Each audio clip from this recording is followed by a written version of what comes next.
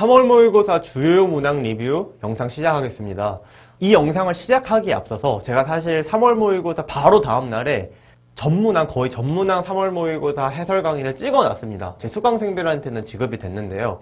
만약에 이 영상을 보고 아래에 있는 카톡 링크로 저한테 카톡을 남겨주시는 분들에게는 제가 수강생들에게 제공됐던 3월 모의고사 해설 강의를 지급하도록 하겠습니다. 자, 일단 주요 문항 리뷰만 할 건데요. 일단 34번 문제가 오답률 1위였습니다. 정답률 21.4%. 지금 사실상 거의 1번부터 5번까지 선지가 5개니까 찍으면 20% 확률이겠죠? 거의 찍어서 맞췄다 했을 정도로 정답률이 되게 낮았습니다. 근데 이 문제는 전형적으로 평가원이 자주 사용하는 보기의 출제 의도에 기반한 문제 풀이 방식이었어요. 보기 문제의 출제 의도를 정확히 파악하고 보기 문제가 정확히 뭘 물어보는지, 난이도가 어려워지면 어떻게 되고 이런 형태로 바뀌면 어떻게 어려워지는지 이런 것들 정확히 파악하고 있는 친구들이면 너무나도 쉽게 풀 수 있었어요. 얘가 일반적인 보기 문제랑 다른 점은 뭐였냐면, 일반적으로 보기 문제 같은 경우에는 문학 지문에서 굵은 글씨로 지문에 표기를 해주죠. 얘 같은 경우에는 굵은 글씨로 표기가 안 되어 있습니다. 이 차이가 뭐냐면, 만약에 지문에 굵은 글씨가 표기되어 있다면 정확하게 지문의 특정 부분을 딱 집어서 야, 보기에 이 표현들하고 특정 부분이 이렇게 매치가 되는 거야? 이런 것들을 물어보죠. 그런데 만약에 지문에서 그런 부분들이 없다면 지문 전체의 범위로 한정이 되어 있기 때문에 두 가지의 형태를 물어볼 수 있습니다.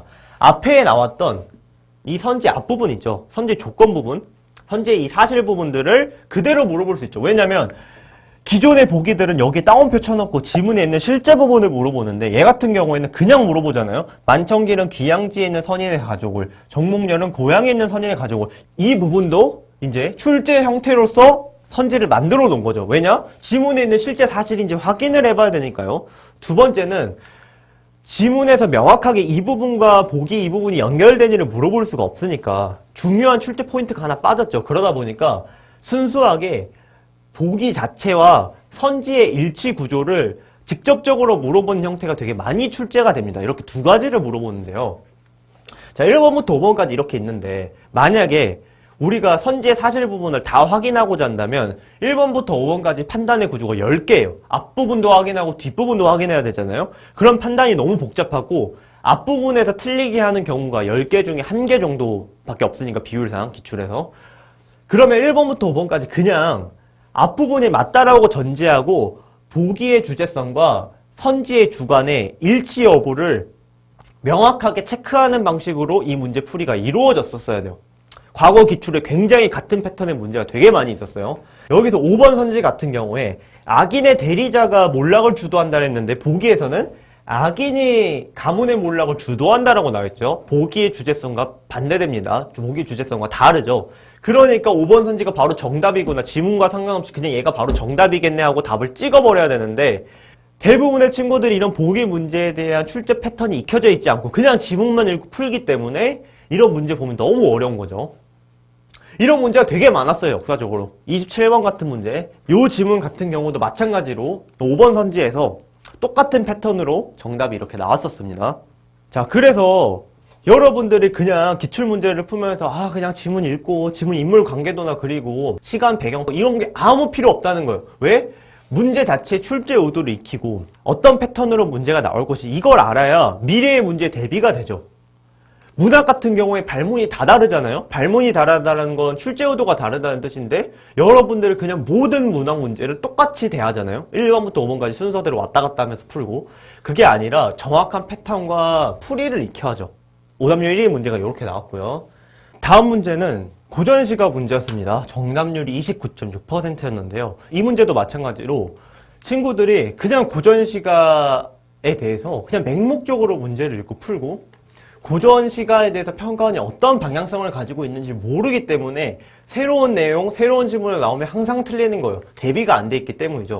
자, 일단 이 질문을 얘기하기 위해서, 이 문제를 얘기하기 위해서 고전시가에 대해서 잠깐 얘기를 좀 해볼게요. 자, 여기 보시면 평가원 공식 문서인데, 평가원이 어떤 것들을 주로 문학에서 평가하고자 하는지를 적어놨어요. 그런데 고전시가 같은 경우에 여러분들 제일 어려워하는 게 뭐예요? 고전어 어떻게 해석해야 될지 모르겠다 이거잖아요. 평가원이 여기에서 어려운 고전 단어 많이 알고 있니? 고전어 해석할 수 있어? 이런 것들을 평가 항목에 넣어둔 게 하나도 없죠.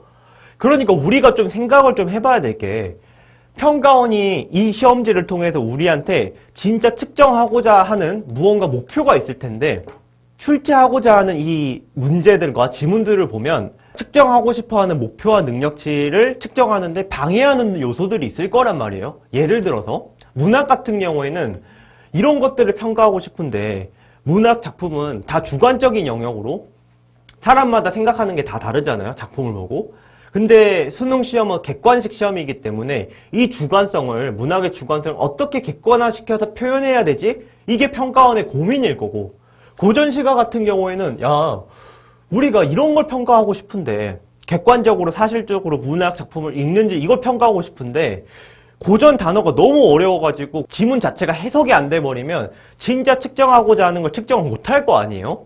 그러니까 평가원들은 자기가 측정하고자 하는 목표를 정확히 측정하고자 이런 장애물들을 제거하려는 시도를 문제와 지문과 선지에서 만들려고 할 거예요. 그걸 알아야 우리가 문제가 대처가 되겠죠. 그럼 보면 고전어에 대한 유불리를 최소화시키려고 하는데, 그럼 어떻게 최소화를 시키려고 할까? 이걸 알아야겠죠. 일단 고전어의 유불리를 최소화시키는 방법 중에 한 가지를 오늘 소개를 좀 해볼게요. 일단 고전시가가 좀 특이한 게, 우리가 현대시를 현대시가라고 부르지 않죠. 현대시라고만 부르잖아요. 왜 고전시가는 고전시라고만 부르지 않고 고전시가라고만 부를까? 이걸 먼저 생각을 해봐야 되는데, 여기 뒤에 가짜가 무슨 가짜냐면, 여러분들이 다 아는 말 중에 가요라는 말 있죠. 가요, 대중가요. 즉 이 가짜가 노래 가짜예요. 그러니까 고전시는 노래 형식으로 쓰인 시라는 거예요. 근데 우리가 노래를 생각을 해보면 노래마다 명확하게 형식이 있죠. 장르별로 형식이 있잖아요. 발라드면 발라드, 힙합이면 힙합, 여러 가지 형식이 있잖아요. 고전시가도 마찬가지예요. 여러분들 내신 시험 때 떠올려 보세요.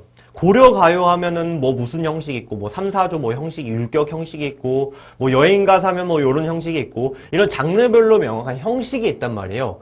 그리고 아까 평가원이 여기 문서에서 뭐라고 나와 있냐면, 내용과 형식이 긴밀하게 연관되어 이루어짐을 이해하고 작품을 감상하기라는 말이 나오거든요. 우리가 지문 작품 내용을 읽을 때 형식을 활용해서 내용을 읽어보라는 거잖아요. 이걸 통해서 평가원은 고전어에 대한 유불리를 최소화시키려고 합니다. 한번 봐볼게요. 자, 보기입니다. 보기가 이렇게 나와 있는데, 여러분들 보기 문제 출제 의도를 먼저 알아봐야 돼요. 일단 보기의 정보가 한 개 나올 때도 있지만 여러 개 나올 때도 있잖아요. 한 개, 두 개, 세 개. 그러면 보기 문제의 출제 의도는 결국 뭐냐면, 보기가 이렇게 있으면 보기의 정보가 이렇게 여러 가지가 있겠죠.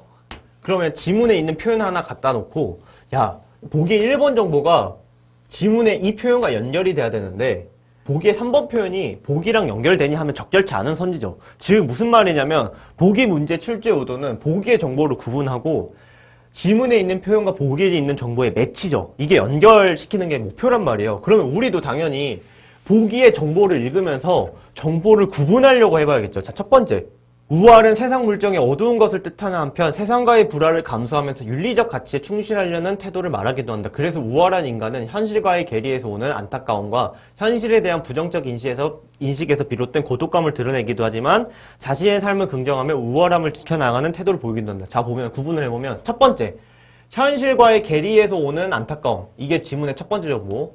두 번째 내용은 자신의 삶을 긍정하며 우월함을 지켜나가고자 하는 것. 이거 두 번째 정보죠. 그럼 지문의 정보는 이 두 가지로만 구성이 돼야 돼요. 이거 외로 구성이 되면 안 되죠. 자, 지문 한번 읽어볼게요. 자, 왜 제가 아까 형식을 얘기했냐면, 이 시 같은 경우에는 산문 형식의 시예요. 그러니까 소설처럼 이야기 형태로 이렇게 쭉 풀어 쓴 시라는 거예요. 이야기의 형태로 써진 시기 때문에 다른 시 같은 경우에 영과 행의 구분으로 지금 이 얘기는 이 얘기를 하는 거야, 저 얘기를 하는 거야, 이렇게 영과 행을 통해서 구분을 시켰잖아요.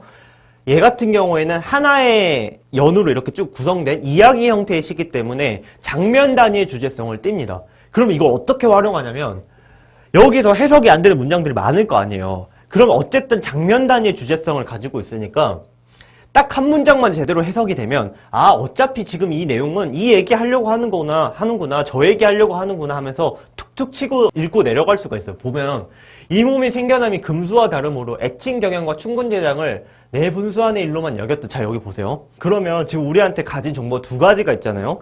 첫 번째는 윤리적 가치를 지향하는데 현실과의 괴리가 있다. 이거 첫 번째랑 두 번째는 그래도 자기가 지향하는 바를 끝까지 긍정하면서 가져간다. 이 두 가지 정보가 있었죠. 그 외에 나머지는 해석이 안 되는데 그러면 우리한테 이 지문 자체를 생으로 해석해봐라 이게 아니라 우리는 이제 이지선다가 된 거예요. 둘 중에 하나만 선택하면 되는 거예요. 애칭 경향과 충분재장이 뒤에 밑에 주석에 뭐라고 나와 있냐면 어버이를 사랑하고 형을 공경함. 즉 윤리적 가치를 얘기하는 거잖아요. 아 그러면 얘는 첫 번째 정보네. 윤리적 가치를 지향하려고 하지만 현실과 괴리가 있는 표현 이걸 얘기하는 거네. 그러니까 금수와 다름으로 아 현실과는 괴리가 있지만 나는 윤리적 가치를 이렇게 지향해 이 표현이네 하면서 툭 치고 읽어 내려가는 거예요. 계속 이어지는 장면도 같은 한 장면이라면 똑같은 얘기를 해야 돼요. 하나도 못 이루고 세월이 늦어지니 평생 우활은 날 따라 길어간다. 아 그러니까 나는 이 윤리적 가치를 지향하려고 하는데 현실과의 괴리가 있어 이 얘기를 하는 거예요. 툭툭 치고 내려가면 아침이 부족한들 저녁을 근심하며 일곱 모으기 비세는 줄 아는가 누더기의 옷이 부끄러움에 어이알며 어리석고 미친 말이 남의 미움 받을 줄 알던가. 마찬가지요. 위에서 잡았던 주제성이 뭐였죠? 둘 중에 하나 보기에서 제시한 이지선다 중에 아 내가 윤리적 가치 지향하려고 하는데 현실과의 괴리가 있어 이 얘기잖아요. 이것도 마찬가지로 어리석고 미친 말이 남의 미움 받는다. 이거 이지선다 중에 선택해보세요. 현실과의 괴리예요? 아니면 내가 그래도 윤리적 가치를 지향해야지 긍정해야지 이 얘기예요? 당연히 전자죠. 그러니까 그거 매치시키고 가면 너무나도 쉽게 연결이 되고 가는 거죠. 그 다음 읽어보면 그 다음 표현이 여기거든요. 인간 시비 듣도 보도 못하고 얘를 이지선다 중에 하나로 매치시켜야 돼요. 그럼 보면은 일진의 번성과 세락 100년을 근심할까 이렇게 나오는데 그러니까 속세에 번성과 세락 나는 생각할 거 없다. 내가 왜 이런 걸 근심하겠냐 하면서 이거 밑에 그 다음 문장이 뭐라 나오냐면 아침에 누워있고 낮에도 그러하니 하늘이 준 우화를 내 설마 어이하리 이렇게 나와 있어요. 그러면 지금 여기 표현에서 자 이지선다가 뭐였죠? 첫 번째는 윤리적 가치가 있으나 현실과의 괴리, 두 번째는 내가 내 우화를 지키면서 내 가치관을 지향하겠다 이 얘기인데 여기서는 현실과의 괴리에 대해서 내가 현실과의 괴리 생각할 게 뭐가 있냐 나는 인간 시비 듣도 보도 필요 없다 생각 없다 이 얘기가 나와 있잖아요. 그러니까 이지선다 중에 두 번째 거에 매치가 되죠. 그럼 요렇게 읽었다면 한번 선지를 한번 봐볼게요. 자 1번 애칭 경향과 충분재장을 내 분수 안의 일로만 여겼다는 것에서 윤리적 가치에 충실하고자 했던 화자의 모습이라 나오는데 우리가 지문에서 했었죠. 애칭 경향 충분재장이 우리 이지선다 중에 하나 윤리적 가치에 충실하고자 했던 이거랑 연결된다라고 지문에서 했었죠. 그러니까 우리가 바로 이 1번 선지를 처리를 할 수가 있죠. 왜? 이 문제에서 의도했던 것들을 지문에서 우리가 하고 왔으니까. 2번 어리석고 미친 말이 남의 미움 받았다. 이거 뭐였어요? 현실과의 괴리에 대한 얘기였죠. 이거 그대로 나와 있어요. 세상과 불화하며 소외당했던 화자의 삶. 우리가 지문에서 출제자가 요구한 것들 매치하는 것들을 했기 때문에 바로 풀리는 거예요. 해석할 필요 없이 우리가 지문을 해석하고 감상하지 않았잖아요.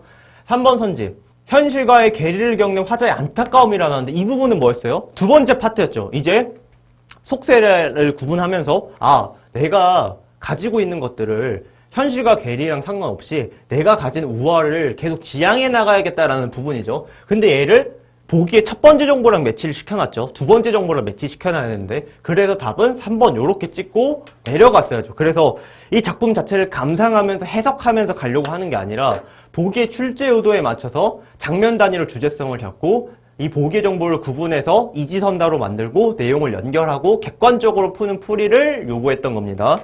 자, 그래서 다음으로 넘어가 볼게요. 자, 마지막으로 비문학 한 문제 정도 보고 가겠습니다. 자, 일단 이게 정답률 41.6%의 문제였는데요. 제가 볼 거는 2, 3, 4번 선지를 좀 볼 거예요. 오답률이 제일 높았던 3개의 선지를 좀 볼 건데 제가 찍어놨던 비문학 출제 패턴 영상들 보시면 알겠지만 3편으로 전부 모든 선지가 그 패턴 안에서 나왔습니다.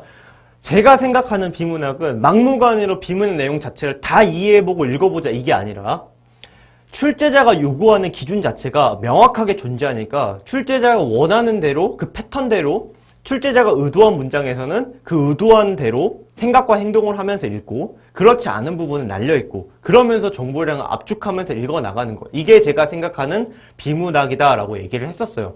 그러면 여기서 이 세계 선지도 한번 볼게요. 자, 이게 지문의 근거가 되는 문장이거든요.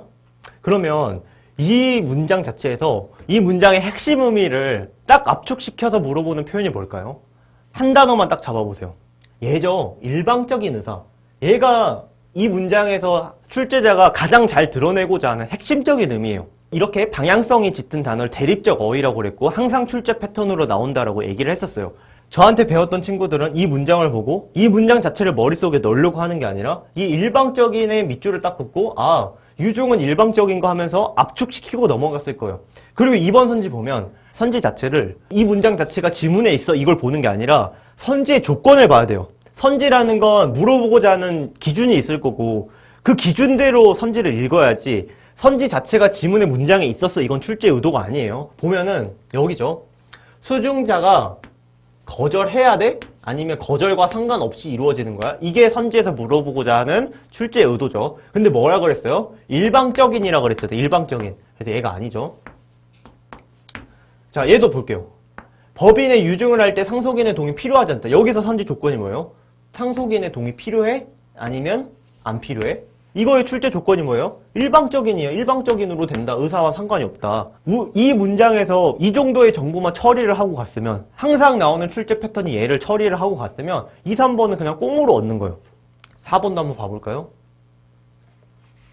보세요. 이게 굉장히 중요한 문장인데 1문단 마지막에서 유증과 증여를 묶어가지고 얘네 두 개를 대립을 시켜놨어요. 근데 대립의 기준이 뭐였냐면 유증과 증여는 의사 표시를 기반으로 하지만 유증 같은 경우에는 일방적인 의사로 증여 같은 경우에는 상대방과의 의사를 통해서 이루어진다라고 두 대상을 명확하게 대립을 시켜놨습니다.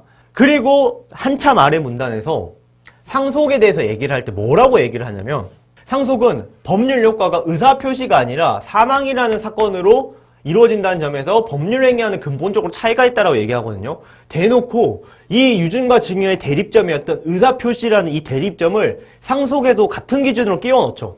상속은 의사표시가 아니야. 유증과 증여와 달리 의사표시가 아니라 법률 행위와는 근본적으로 차이가 있어. 이런 식으로 출제자가 의도를 계속 깔아놓죠.